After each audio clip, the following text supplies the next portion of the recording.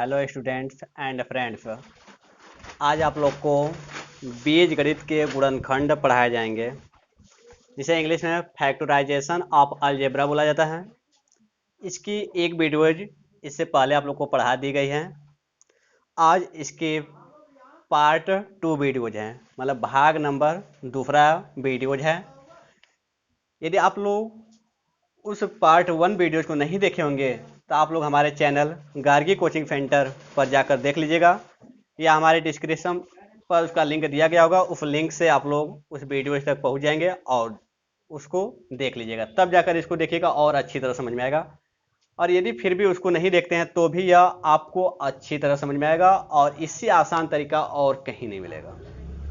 देखिएगा, बहुत ही बेहतरीन तरीका है और उम्मीद है कि आप लोग को यह तरीका बहुत ही अच्छा लगेगा और समझ में भी आएगा। और यदि अच्छा तरीका लगेगा तो आप लोग हमारे इस वीडियोज़ को शेयर कीजिएगा अपने फ्रेंड्स लोग के बीच, जिससे कि सभी लोग इस वीडियोज़ को देखें और समझें। और देखा जाए तो यह जो गुणनखंड है बहुत ही इम्पॉर्टेंट टॉपिक्स हैं।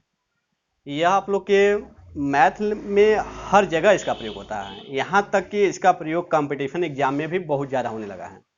अर्थात प्रतियोगी एग्जाम में, जैसे एसएससी में हो गया, ग्रुप डी में हो गया, एएलपी में हो गया, और भी एयरफोर्स लाइन पर भी हो गया, आर्मी पे हो गया, या फिर फिजिड, अधिकांश प्रतियोगी एग्जाम में इसका प्रयोग होने लगा है। तो देखिए, इन गुणनखंड को हम लोग कैसे समझेंगे। तो आज गुणनखंड के लिए आज भी 2 एग्जाम्पल लिए हैं, इसके पहले वाले वीडियोज में भी 2 एग्जाम्पल लिया गया था। तो यदि इस 2 एग्जाम्पल को अच्छी तरह समझ लेते हैं तो आप लोग को किसी भी सवाल में कोई प्रॉब्लम नहीं होगा। आप लोग सवाल को बहुत ही स्थायी तरीके से आराम से लगा सकते हैं। लेकिन उससे पहले थोड़ा सा कुछ टॉपिक्स आप लोग को समझना होगा। यह याद रखना है, कभी भी यदि प्लस और प्लस की संख्या है तो उसको हमेशा जोड़ा जाता है, दोनों प्लस में रहेगा तो, और दोनों माइनस में रहेगा तो भी जोड़ा जाता है, लेकिन माइनस लगाकर। और यदि एक प्लस और एक माइनस रहेगा तो घटाया जाता है, यह याद रखिएगा। इसी का प्रयोग करना है। और चिन्ह के बारे में आप लोग को तो उम्मीद है कि आता ही होगा, चिन्ह बताने की जरूरत नहीं है। यदि फिर भी प्रॉब्लम होगा, चिन्ह के बारे में भी बताने की जरूरत पड़ेगी, तो हम उस चिन्ह के बारे में भी आपको पढ़ाएंगे अगले वीडियोज में। यदि आप लोग को ज़रूरत होगा तो कमेंट कीजिएगा। लेकिन हमको जहाँ तक उम्मीद है कि आप लोग को चिन्ह परिपाटी अच्छी तरह समझ में आता होगा, तो चिन्ह को बताने की कोई ज़रूरत नहीं है। तो देखिए, सवाल को हम लोग कैसे समझते हैं। तो हमेशा याद रखिए कि जब भी सवाल हम लोग आते हैं, गुणनखंड का सवाल लगाते हैं, मतलब बीजगणित का गुणनखंड जब भी हम लगाते हैं, तो हमेशा याद रखना होगा, पहले हमको क्रम देखना होगा। जहाँ तक उम्मीद है क्रम आपका बिल्कुल सही होता है। तो क्रम कैसे देखते हैं, तो हमेशा याद रखना कि यक्ष इसको वाला पद पहले होना चाहिए, उसके बाद यक्ष वाला पद होना चाहिए, उसके बाद केवल संख्या वाला पद होना चाहिए जिसमें यक्ष न लगा हो। आप कहेंगे कि केवल सवाल में यक्ष ही रहता है क्या? सवाल में वाई भी हो सकता है, लेकिन हर जगह वाई होगा। तब यदि जेड होगा तो हर जगह जेड होगा, और ये पी रहेगा तो हर जगह पी रहेगा। ये नहीं कि यहाँ पी और यहाँ क्यू हो जाए, ऐसा सवाल नहीं बनेगा। ऐसा सवाल बनता है तो कुछ और सवाल होगा, वो वह उस प्रकार के सवाल को लगाए जाएंगे, लगा दिया जाएगा। तो इस समय गुणनखंड में जो मेन टॉपिक होता है यही होता है। तो इसमें आपका यहाँ जो रहेगा वही यहाँ पर रहेगा, ठीक है। मतलब यहाँ पर जो भी चर राशि रहेगा वही चर राशि यहाँ भी रहेगा। तो चलते हैं हम अपने एग्जाम्पल पर समझते हैं। सबसे पहले क्या करते हैं कि इस पहले वाले को और लास्ट वाले को उतारा जाता है। पहले वाले को और लास्ट वाले को उतारते हैं, लेकिन बीच वाले को कभी नहीं उतारा जाता। उसके जगह पर 2 अलग अलग राशि आती है या 2 अलग अलग मान आते हैं। तो वह 2 अलग अलग मान कैसे लाते हैं, तो इसके 2 तरीके हैं, एक डायरेक्ट और एक क्या करते हैं हम लोग थोड़ा सा नियम का प्रयोग करते हैं। तो अधिकांश लोग क्या करते हैं कि डायरेक्ट ही लगा देते हैं, क्योंकि वो सभी लोग इस गुणनखंड पर बहुत ज़्यादा प्रैक्टिस कर लिए होते हैं, जिससे कि गुणनखंड को डायरेक्ट लगा लेते हैं। लेकिन जो शुरुआत से अभी गुणनखंड पढ़ रहे होंगे उनको तो अपने नियम पर जाना होगा कि नियम क्या कहता है, किस प्रकार से लगता है। तो हम लोग देखिए करते हैं क्या है, इसको कभी भी नहीं उतारा जाता। इसकी जगह पर 2 अलग अलग मान आता है, उसी मान को हमको खोजना है। तो देखिए खोजते कैसे, डायरेक्ट थोड़ा सा सुझाव देते हैं डायरेक्ट के बारे में, कि हम 2 ऐसा मान खोजते हैं कि जोड़ने या घटाने पर 7 आए। 2 ऐसा मान अपने दिमाग का प्रयोग कर खोजेंगे कि 2 ऐसा कोई मान जिसको जोड़े चाहे घटाएं तो 7 आ जाए, लेकिन उन्हीं दोनों को गुणा करें तो इन दोनों के गुणा के बराबर हो। इन दोनों के गुणा के बराबर होना चाहिए, यहाँ वाला राशि और यहाँ जो यक्ष स्क्वायर के सामने है इसके गुणा के बराबर आना चाहिए।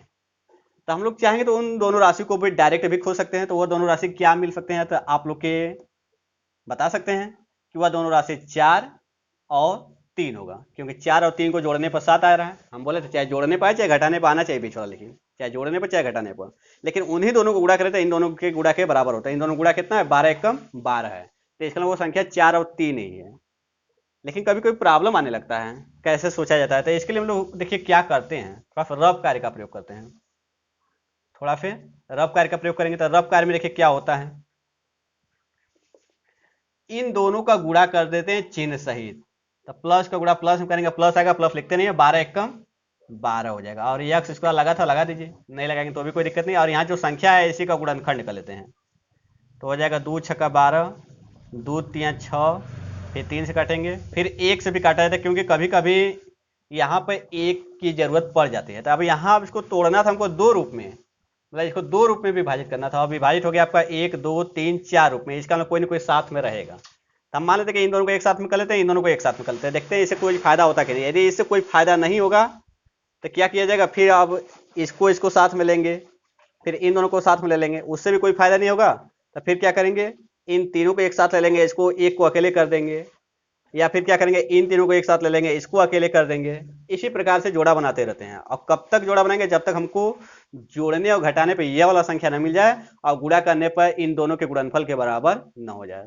तो हमारा जो लिए हैं बिल्कुल सही लिए हैं। अब कैसे पता चला कि सही लिए हैं, तो इन दोनों गुणा कीजिए, दोनों को साथ लिए हैं तो गुणा करेंगे ना, तो 2 दूना के 4, और इन दोनों को साथ में लिए तो इन दोनों को गुणा कीजिए, 3 एकम 3। अब इन दोनों को देखिए जोड़ने पर आ रहा है 7, हाँ जोड़ने पर आ रहा है, बिल्कुल सही है।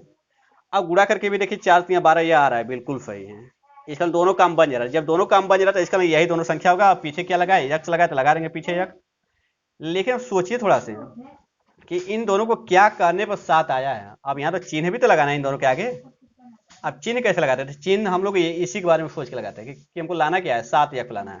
तो इन दोनों को क्या करने पर 7 यक्स आ रहा है, जोड़ने पर आ रहा है। इसका मतलब अभी बताया गया था कि जोड़ने वाले कंडीशन में या तो दोनों माइनस होना चाहिए या तो दोनों प्लस होना चाहिए। तो अब यह दोनों माइनस होगा कि दोनों प्लस होगा, इसका पता यहाँ से लगता है। तो यहाँ पर कौन सा चिन्ह लगा है, माइनस, इसलिए दोनों क्या लगेगा, माइनस। आप कहेंगे ऐसा क्यों हुआ, तो आपको बताया गया था कि कभी भी जोड़ने पर यह बीच वाला आए, मतलब इन दोनों को जोड़ने पर यह बीच वाला आए और उसके सामने माइनस लगा है तो दोनों के आगे माइनस लगा देंगे, और यदि यहाँ प्लस लगाए तो दोनों के आगे प्लस लगा देंगे, क्योंकि दोनों प्लस रहता है तो भी जोड़ा जाता है, दोनों माइनस रहता है तो भी जोड़ा जाता है। आप लोगों को क्लियर हुआ होगा। और इन दोनों को गुणा भी करके देखेंगे, इसके चिन्ह सहित बराबर आना चाहिए। तो माइनस का गुणा माइनस में करते हैं तो प्लस होता है, माइनस का गुणा माइनस में करते हैं तो प्लस होता है, प्लस इसके सामने नहीं है तो फिर भी माना जाता है प्लस, तो इसका प्लस आ रहा है, बिल्कुल सही है। 4 तिया 12 यह भी सही है। और यक्स का गुणा करेंगे, यक्स का बिल्कुल सही है। आप इन्हीं दोनों को यहाँ पर क्या कर देंगे, उतार देंगे चिन्ह सहित। तो -4 यक्स और -3 यक्स, यही दोनों खोजना होता है संख्या। जब यह दोनों संख्या खोज लेते हैं सवाल बिल्कुल आसान हो जाता है। तो इन दोनों को एक साथ और इन दोनों को एक साथ ले लेंगे। तो इन दोनों में क्या कॉमन है, ऐसी कौन संख्या जिससे 4 और 12 दोनों कट जाए, 2 से भी कटेगा, 1 से भी कटेगा, 4 से भी कटेगा, तो हमेशा बड़ा संख्या कॉमन लिया जाता है। तो 4 से दोनों कट जाएगा, 4 ले लेते हैं बाहर, और यक्स स्क्वायर यहाँ पर, यहाँ यक्स घाते 1 है तो छोटा वाला घात कॉमन लेते हैं, तो छोटा वाला घात कॉमन ले लिए। आप कहेंगे यहाँ एक घात कैसे है, तो किसी भी संख्या के घात कुछ भी ना हो तो एक माना जाता है, बताया गया था। तो अब ये कॉमन लेने का मतलब क्या होता है, कॉमन लेने का मतलब कि अब इसका जिसमें से कॉमन लिए थे उसमें भागा देंगे। तो 4 का भागा 12 में देंगे तो 4 तिया 12 हो जाएगा, और यक्स से यक्स कटेगा, एक ही यक्स बच जाएगा आपका। फिर माइनस लगाएंगे, 4 यक्स से 4 यक्स पूरा कटेगा, 1 बचेगा। ठीक, अब उसके बाद बताया गया कि अब इन दोनों में से कॉमन लेना है। तो इन दोनों में से कॉमन कैसे लेते हैं, तो यहाँ जो आपका संख्या दिखाई दे रहा है बीच में ना, यहाँ वाला, तो इस संख्या का इसमें चिन्ह सहित भागा देते हैं, जो आता है वही यहाँ पर कॉमन लिया जाता है। तो यहाँ प्लस का भागा माइनस में देंगे तो माइनस आएगा, 3 यक्स से 3 यक्स कटेगा, क्या बचेगा, 1 बचेगा। तो आप लोग को बताया गया था। तो देखिएगा अब इसका इसमें भागा दिया जाएगा, जब भागा दिया जाएगा तो 3 यक्स आएगा, 1 का भागा 3 यक्स में देंगे, 3 यक्स ही आएगा, माइनस माइनस कट जाएगा। अब इस माइनस का भागा प्लस में देंगे तो माइनस आएगा, और 1 का भागा 1 में देंगे तो 1 आएगा। और दोनों ब्रैकेट में एक ही आना चाहिए। देखिए दोनों ब्रैकेट में एक ही आया है, और यदि दोनों ब्रैकेट में कहीं नहीं आ रहा था इसका मतलब कोई ना कोई प्रॉब्लम हो रहा है सवाल में। अब क्या करेंगे, जब दोनों ब्रैकेट में एक ही आ जाता है तो इसको पुनः कॉमन ले लेते हैं। तो पुनः कॉमन लेंगे तो 3x - 1 हो जाएगा, और यहाँ क्या बचा है आपका 4x, और यहाँ क्या बचा है -1। मतलब इन दोनों के बदले में 1 लिख लिया जाता है, और यह जो बाहर बाहर रह जाते हैं उसको अंदर कर लिया जाता है। तो आपका ये क्या हो जाएगा, रिजल्ट हो जाएगा, यही आपका आंसर हो जाएगा। आप आंसर चेक करना चाहते हैं तो कैसे चेक करेंगे, इन दोनों का मल्टीपल कर दीजिएगा, मतलब गुणा कर दीजिएगा, गुणा करने के बाद यही आएगा, बिल्कुल सही होगा। और यदि गुणा करने पर यह नहीं आ रहा था बिल्कुल गलत होगा। तो अब चलते हैं दूसरे सवाल पर, और यह सवाल आप लोग को अच्छी तरह समझ में आया होगा। और यह याद रखिए कि यहाँ पर जो विभाजित किया जाता है उसको समझने के लिए आप लोग को यह रफ कार्य समझना होगा, और यह रफ कार्य आप लोग अपने पीछे वाले पन्ने पेज पर लगा सकते हैं या तो सामने वाले पेज पर ही लगा सकते हैं, कोई दिक्कत नहीं होगा। ऐसे थोड़ा सा आप लोग इसको स्वच्छ रूप से लिखिएगा। तो अब क्या करेंगे, इस सवाल को हमको समझना है, सवाल नंबर सेकेंड को। तो अब इसको कैसे लगाएंगे, तो ऐसा करते हैं कि यह सवाल आप लोग के लिए होमवर्क में दे दिया जाए तो सही रहेगा। तो इस सवाल को आप लोग होमवर्क के रूप में लगाइएगा और लगाकर इस आंसर को कमेंट कीजिएगा। और यदि सवाल फिर भी न समझ में आए तो अगले वीडियोज मतलब पार्ट 3 में इस वीडियोज को आप लोग को क्लियर कर दिया जाएगा। आज के लिए बस इतना ही रहने देते हैं, तो चलते हैं। Good bye student and thanks.